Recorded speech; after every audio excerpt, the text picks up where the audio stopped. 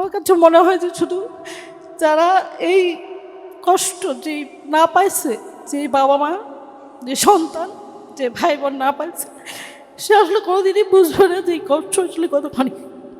আমি হচ্ছে শহীদ আব্দুল কাদের মোল্লা সাহেবের মেয়ে। আমরা 6 ভাই বোন। আমি হচ্ছে তার সেকেন্ড ডটার। আমার নাম আমাতুল্লাহ শারমিন। যে শহীদ ফ্যামিলিগুলো একটু আগে যে বাবারা আসলে মানে একটু করে হলেও কথা বলে গেলেন, তাদের কষ্টের হাহাকার এটা আসলে অন্য একটা জিনিস। আমার কাছে মনে হয় যে শুধু যারা এই কষ্ট যে না পাইছে, যে বাবা মা, যে সন্তান, যে ভাই বোন না পাইছে, সে আসলে কোনোদিনই বুঝবে না যে এই কষ্ট আসলে কতখানি। কিন্তু আমরা তারপরে এই কষ্ট নিয়ে কিভাবে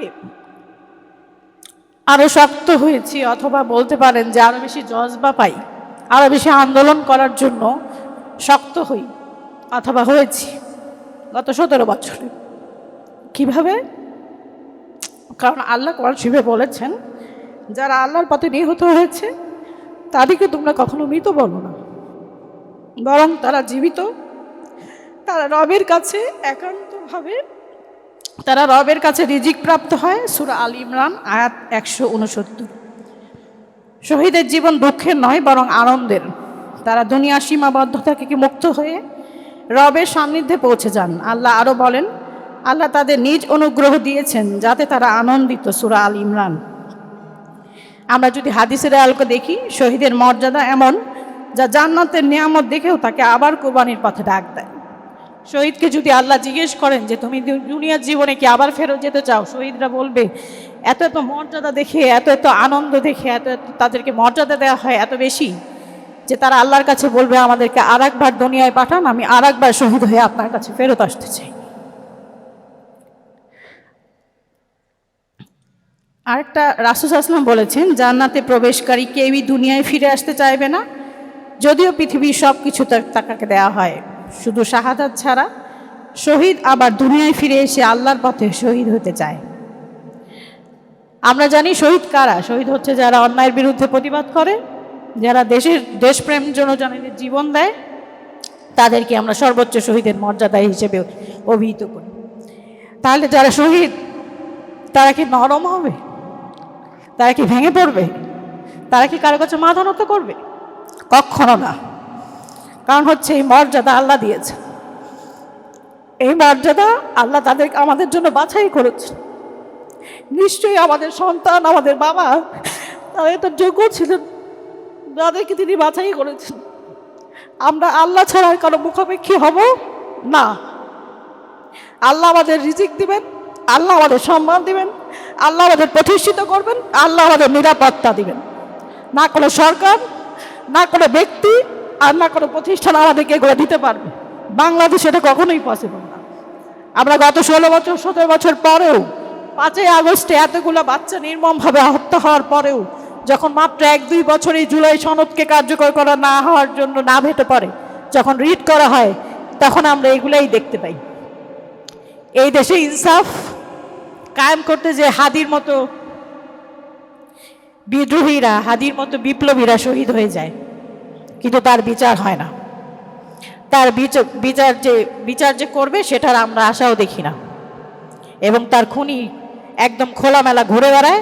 তাকে 1 ঘন্টার মধ্যে কেউ, মানে অন্য সব কিছু 1 ঘন্টার মধ্যে অ্যারেস্ট করা গেলেও হাদির খুনিকে কেউ খুঁজে পায় না। তাহলে এই দেশ, আসলে এই দেশের আকাঙ্ক্ষা এরকম একটা দেশ দেখার জন্য কি আমাদের সন্তানেরা এরকম করে গুলিবিদ্ধ হয়েছিল? কখনো না। তাহলে আমরা কি নরম হয়ে যাব? আমরা প্রতিবাদ করা ছেড়ে দিব? আমরা কি এরকমই থাকবো? আমরা কি হতাশ হব? না। আল্লাহ বলেছেন, মুমিন কখনো হতাশ হয় না, তার জীবনটাই হচ্ছে একটা লড়াইয়ের জীবন। আমাদের শহীদেরা সেই 17 বছর ধরে গুম খুন হওয়া ছোট ছোট ছেলেপেলেরা, মাদ্রাসার ছেলেরা, গণহত্যা, হেফাজতের গণহত্যা, পিলখানার হত্যাকাণ্ড, সব কিছু আমাদেরকে শিখিয়েছে আমরা কখনোই মাথা নত করব না। দেশপ্রেম আমাদের সবার আগে ছিল, ইসলাম আমাদের জন্য সবার আগে ছিল, সেটাই থাকবে। আমরা যদি আমরা তখনই হেরে যাব যদি আমরা মনে করি যে আমাদের এই শহীদ হয়ে যাওয়াটাই আসলে শেষ। আমার বাচ্চা অথবা আমার বাবা অথবা অন্য কেউ শহীদ হয়ে যাওয়াটাই হচ্ছে আমার শেষ গন্তব্য। আমাদের শেষ গন্তব্য হচ্ছে জান্নাত, সুশীতল জান্নাত, যার নিচে দিয়ে ঝর্ণা দ্বারা প্রবাহিত, যেখানে কোনো দুঃখ কষ্ট নাই, যেখানে আপনারা আমার সমস্ত ইচ্ছাকে আল্লাহ পূরণ করবেন। তাহলে সেই জান্নাতে যাওয়ার জন্য আমাদের কি কাজ? আমাদের শহীদের পরিবারগুলোর আসলে কি কাজ? আমরা কি আল্লাহ ছাড়া আর কারোর কাছে সাহায্য চাবো? না, আমরা আল্লাহ ছাড়া আর কারোর কাছে সাহায্য চাবো না। এই 5ই আগস্ট পরবর্তী, জুলাই গণহত্যার পরবর্তী যেই সিচুয়েশন, সেই সিচুয়েশনে আসলে অনেকেই হতাশ হয়ে যায়, অনেকেই হতাশ হয়ে যাচ্ছেন যে এই দেশে মনে হয় আর কিছু হবে না। কিন্তু মুমিনের জীবন আসলে এটাই, আমাদেরকে অন্যায়ের প্রতিবাদ করতে হবে। আমরা দেখি যে জুলাইয়ের চেতনা আসলে কি, জুলাই কেন আমাদের বাচ্চা, এত ছোট ছোট বাচ্চাগুলা জুলাইকে ধারণ করেছিল, জুলাইয়ে তাদের নিজের জীবন বিলিয়ে দিয়েছিল। তার পেছনে 2টা রিজন। এক হচ্ছে এই যে আমরা দেখি কোরআন এবং হাদিসে বলা হয়েছে যে আমল বিল মারুফ এবং নেহিয়ানের মুনকার, অর্থাৎ তোমরা সৎ কাজের আদেশ দাও এবং অসৎ কাজ থেকে নিজেকে মানে অন্যকে বিরত রাখো, নিজেকেও বিরত রাখো। কিন্তু একটু খেয়াল করে দেখবেন, যখন পিলখানা হত্যাকাণ্ড হলো তখন আমরা কেউ প্রতিবাদ করি নাই। যখন আমাদের মতো আমার আব্বুদের মতো ইসলামী ব্যক্তিত্ব, সাইদি চাচার মতো ইসলামী ব্যক্তিত্বদেরকে বিচারিক হত্যাকাণ্ডের শিকার করা হইল বিনা বিচারে, একদম ওপেন, কোনো এভিডেন্স ছাড়াই জোর জবরদস্তি মানে দিয়ে দেওয়া হলো ফাঁসি, তখন আমরা কেউ প্রতিবাদ করি নাই। এই প্রতিবাদ না করতে করতে আমরা ফ্যাসিস্ট হাসিনাকে একটা মনস্টারে পরিণত করেছিলাম, যেই মনস্টার আমাদের পরবর্তীতে জুলাই দেখতে হইল। আমাদের ক্লাস 7-এ পড়া, 8-এ পড়া, 9-এ পড়া, ক্লাস 4-এ পড়া, 1-এ পড়া 4 বছর 5 বছরের শিশুকেও নির্বিচারে গুলি করতে তাদের একটুও বাধেনি।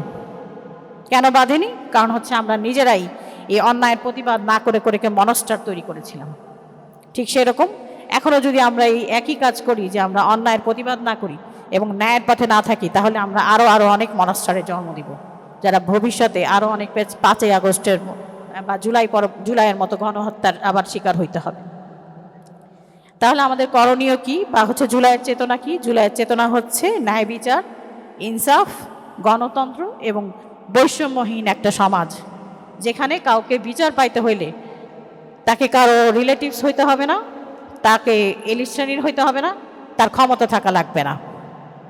এরকম একটা ইনসাফপূর্ণ এবং সাম্য ও মানবিক মর্যাদাপূর্ণ সমাজের জন্য আমরা সবাই লড়াই করব আজীবন, এবং আল্লাহর কাছে দোয়া করব যেন আল্লাহ আমাদের যারা শহীদ হয়েছেন আমাদের পরিবারের সবাইকে জান্নাত তো দিবেনই, এবং তারা 70 জন মানুষের জন্য সুপারিশ করতে পারে। আমরা কতই না সৌভাগ্যবান।